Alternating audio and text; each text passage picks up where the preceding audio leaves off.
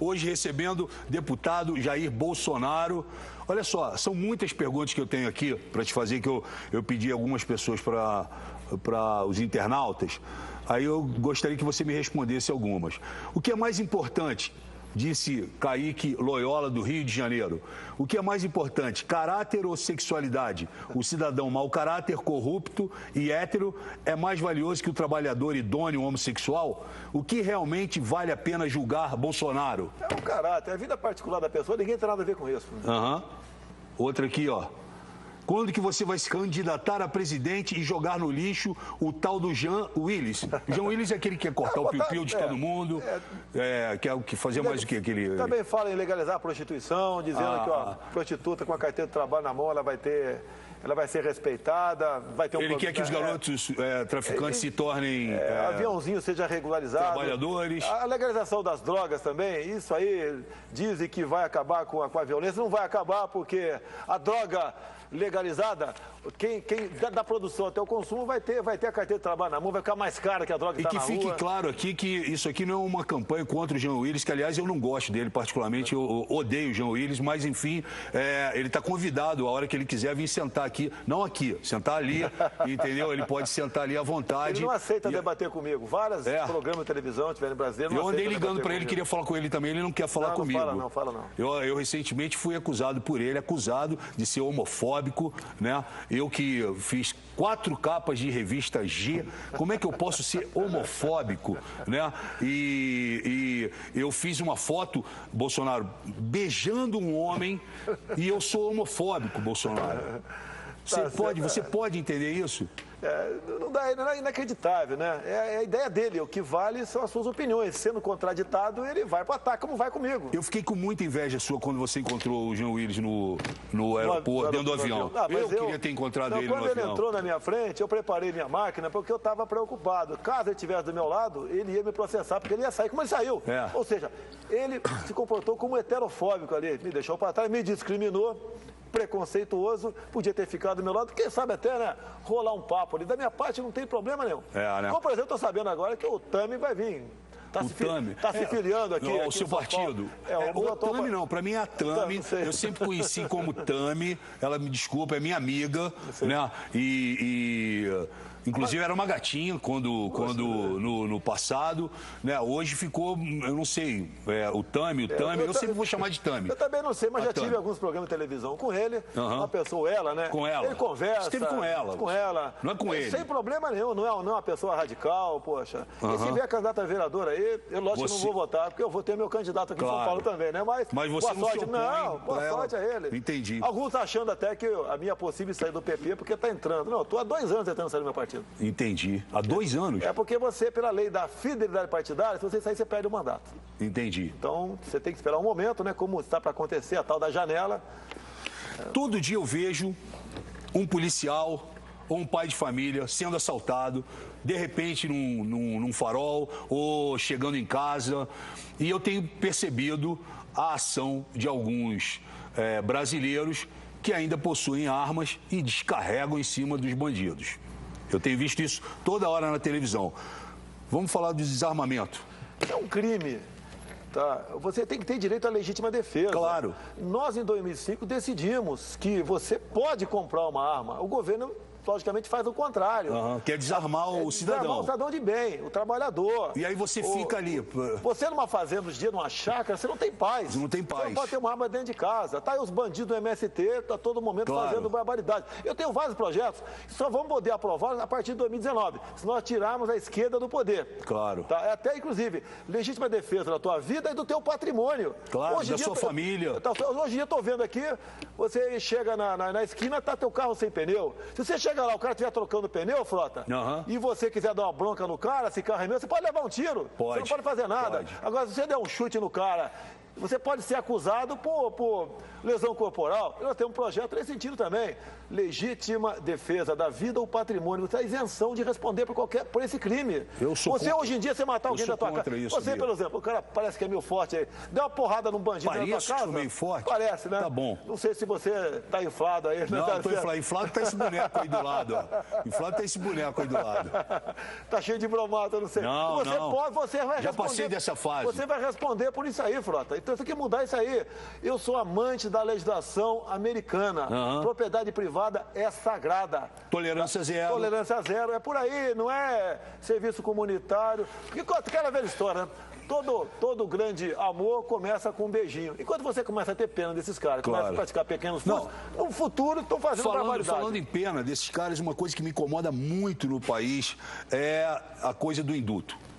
Aí tem dia dos pais, dia das mães, é porque o cara ficou legal. O cara matou uma mãe, no dia das mães ganha indulto. Aí ele sai e aí 4 horas depois ele está na rua assaltando, matando. Você não acha que isso é um absurdo? Isso deveria ser proibido? Não deveria ter indulto nenhum. O cara caiu lá dentro, ele está preso, ele tem que cumprir a pena dele. E uma coisa que me incomoda, desculpa eu cortar, uma coisa que me incomoda são quando o cara é condenado, essas condenações, o cara foi condenado a 232 anos, mas o cara aqui no Brasil, ele não cumpre 232 anos, ele acaba cumprindo 15 anos, tem bom comportamento, porque fez botão lá dentro, porque fez voz, porque leu o livro, aí sai. Como é que, me explica isso, cara? Quem concede indulto, geralmente é o presidente da República, né? E tem que ter coragem de não conceder. Tá ok? Então, hoje você como presidente da República... Não, acabou sem indulto. É legislação americana. Você pode ver, lá em vários estados, tem a lei dos 3 crimes. Só pra gente ter aqui na Câmara também. O cara cometeu o 3º crime, bateu a carteira, roubou um celular e furtou uma bicicleta. 25 anos de cadeia. Acabou. Inclusive, ele passa a ter direito a não ter direito. Qualquer alteração dentro da cadeia, o próprio diretor do presídio vai agravando a pena dele lá dentro. Nem o juiz decide novamente. Tem que ser assim. O cara tem que saber que, caso venha cometer um crime qualquer, ele vai pagar essa pena. E essa pena é alta. Frota, qual a diferença de roubo para latrocínio? É acertar o tiro. Claro. É acertar o tiro. Claro. Então, se o cara te assalta 10 vezes a mão armada, tá ok? Isso não é latrocínio. Isso é roubo. Ele precisa matar alguém. Matar você, matar a mim, para depois ser condenado por latrocínio? Então apontou uma arma, como nos Estados Unidos e muitos estados. Lá a legislação é por estado. Ele já começa com 20 anos de cadeia também. O Lucas Alisson, ele pergunta aqui o seguinte, quais são as chances de sermos um país forte belicamente e com fronteiras intransponíveis? Lucas, nós estamos com um problema seríssimo aí. A autodeterminação dos povos indígenas, um acordo do Brasil com a ONU. Nós estamos na iminência de termos as reservas, como Yanomami, Raposa, Serra do Sol, Alto Javari, Xingu, tornar-se independentes daqui a pouco.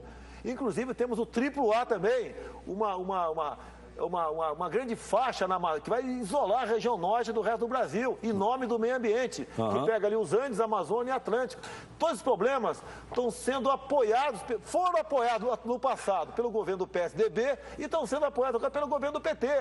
Como é que você pode mudar isso aí? Tendo um presidente lá sentado naquela cadeira, seja quem for, mas que pense no Brasil. E as suas cores sejam verde e amarela, e não vermelho e foice e martelo. E colocando na mesa. Colocando na mesa, mostrando a verdade. Claro. Se mente descaradamente no Sem executivo dúvida. brasileiro. Me fala aqui, educação no Brasil. Educação é uma desgraça, né?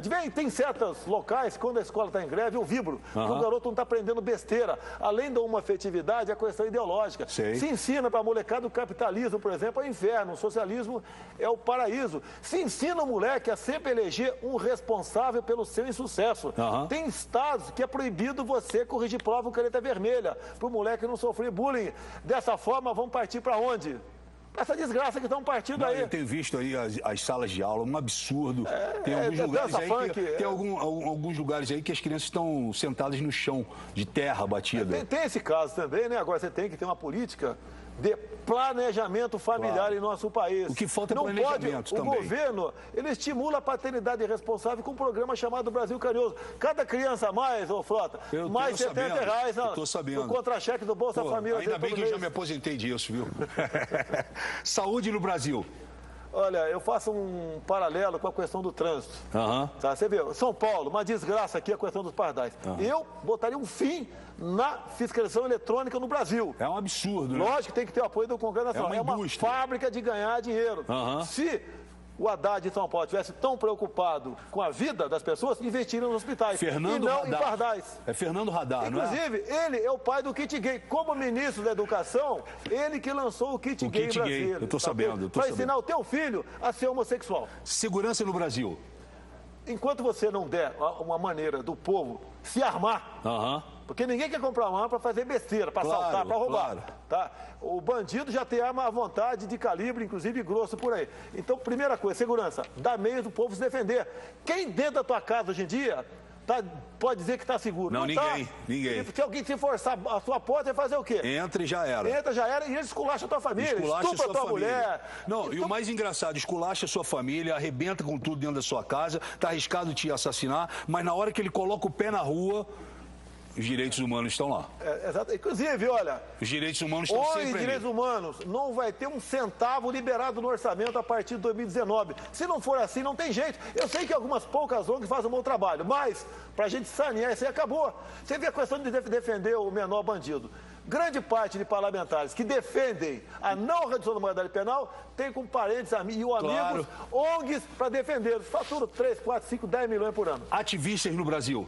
É ativismo gay, ativismo racial, isso tem que acabar. É chato, né? Tem que acabar isso daí. Mas sabe que quando eu vou discutir sobre ativismo no Brasil, as pessoas falam, Frota, são os novos tempos. Não tem nada a ver isso daí. São os novos tempos, você está velho. É o politicamente correto, né? É o politicamente correto, não dá certo, essa política não está dando certo. Nós estamos com a passagem comprada para Cuba sem passar pela Venezuela com esse tipo de política. Você se dá bem com a internet? Porque a internet é uma guerra. Apesar da minha idade, né? A gente tem mais dificuldade, mas eu mexo no WhatsApp. Pô, são mais de 1000 grupos no meu WhatsApp, porque meu telefone, meu número, né, tornou-se de domínio público. A minha grande imprensa é o Facebook, né? Entendi. Jair Messias Bolsonaro. Essa é a minha grande imprensa que eu tenho no momento. Eu estava lendo outro dia, o filho do Eike Batista, o Thor, ele atropelou um garoto lá no, acho que no Rio de Janeiro, lá na região dos Lagos, enfim. E pagou uma fiança e saiu. Essa semana um garoto foi preso porque roubou um livro que gostaria de ler e o garoto está trancado. Como é que a gente solta esse garoto? Não era para estar preso, né, Frota? Tá ok? Mas está preso. Eu acho que a esquerdalha nunca vai assaltar aí uma biblioteca, até porque lá é local de tortura para eles, né? Entendi. Você tem que definir esses leis. Eu não quero defender o filho do doutor, não conheço o filho do doutor. Não, também não conheço, mas eu tô te colocando aqui na roda. Pode nós aqui atropelarmos. Eu estou te colocando aqui na roda o que está acontecendo, o que eu vi. Bem, mas a legislação tem que valer para todo mundo, né? Nós somos iguais perante a lei, né? Tem que ser dessa forma. Mas não vale, né? Não vale. Você sabe disso que não vale. Tem como protelar, tem bons advogados, protela. Isso aí, infelizmente, é normal aqui no nosso país aqui. Por exemplo, o Jô Soares declarou ontem que o brasileiro perdeu o selo de bom pagador, porque o brasileiro paga pouco imposto. Por que não perguntou isso? Todo esse quadro de febril já está há alguns meses aqui no termômetro de qualquer economista, de qualquer dona de casa. Por que não perguntou isso para Dilma Rousseff quando foi dar uma entrevista chapa branca com o ano passado? Está reclamando agora por quê? Está se vendo ameaçado? Ameaça de aumentar o percentual de imposto de renda, taxar grandes fortunas, taxar herança. Tem uma lista enorme aqui, ó. Tem uma lista enorme aqui. Inclusive, alguns já falam, é para a primeira mão aqui, tá? E criar o IPTU federal. Todo mundo vai, por pouco tempo, talvez por 50 anos, né? Você paga o IPTU no município, você vai pagar o IPTU federal também para a dona Dilma sair dessa situação que ela botou o país, que ela abriu as portas da Petrobras, entre outros estatais, inclusive do BNDES, que é um banco, né? Para que uma parte da classe política assaltasse e votasse com ela dentro da Câmara. Olha só, na eleição do ano passado o PT fez uma propaganda do medo, ameaçando o Brasil, certo? Se Dilma não se elegesse, viveríamos uma época tão ruim, de pesadelo, cinzenta, amarga. Eu vou lembrar aqui alguns fatos e quero que você comente. O mercado passa pela maior inflação dos últimos anos. O Banco Central subiu a taxa básica para 14%, 14,25%. Dá uma paradinha, isso fica difícil a gente comentar tudo depois. Você pode ver. Eles querem fazer uma relação com taxa de juros, com inflação. Sei. Se fosse assim, os Estados Unidos teriam uma inflação altíssima, porque tem uma taxa de juros pequena. E assim são na maioria dos países do mundo. Todos pagam a conta da alta taxa de juros. Cada ponto percentual na taxa Selic, Frota, equivale a mais 20 bilhões que o povo brasileiro tem que desembolsar para pagar de juros. Dilma reduziu a metade as vagas prometidas pelo Pronatec. Vai vendo. O que acontece. Você tem que fazer um governo não pensando em se perpetuar no poder. O projeto de assalto aos corpos do PT é perpetuar-se no poder. E fica enganando todos com esses falsos cursos. Você acha que o projeto é um assalto? O projeto tá tudo bem, o projeto é bom, ele realmente prepara muito para o mercado de trabalho. Sei. Mas quando ela promete um número absurdo, a classe trabalhadora, os empresários, que são tão demonizados por ela, não tem como bancar, né, produzir tanto, gerar impostos para atender essa classe que necessita de muita coisa. O desemprego cresceu assustadoramente em 22 estados do Brasil. O desemprego está em 40%, está 8, 9 não, Frota. Por quê? O PT considera empregado quem recebe Bolsa Família. Bolsa Família. 25% da população brasileira vive, 25% vive de Bolsa Família, está empregado. Quem recebe o seguro-desemprego também está empregado. Quem não quer trabalhar também está empregado. Desempregado é quem procura no órgão oficial um emprego e não acha. Então está esse número aí, que até porque, olha só, vale a pena isso aqui. Em qualquer local, quando a taxa de desemprego é pequena, a violência também é pequena. E hoje é o contrário, né?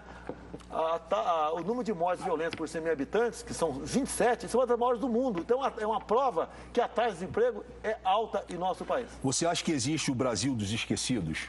Aqueles que não têm nenhum acesso à educação, à informação, à cultura, mas têm acesso a essa Bolsa Família, por exemplo? É uma maneira, o próprio Lula dizia antes de chegar no poder, é uma forma de manter na pobreza e na ignorância as pessoas que aceitam essas bolsas para votar no PSDB. Também essa porcaria, tá? Para alguns até é necessário votar, uma minoria. Até porque vai numa casa lotérica no dia que é pago o Bolsa Família, tem a fila de pessoas forte como o Frota aqui recebendo o Bolsa Família. Agora eu já não sou mais inflado, agora eu tô forte, tá bom. Agora, tá ok? Que bom. Olha, eu quero passar o vídeo da classe média. Olha só o que falaram sobre a classe média. Gostaria de ouvir a sua consideração pós-vídeo. Por favor, vamos rodar.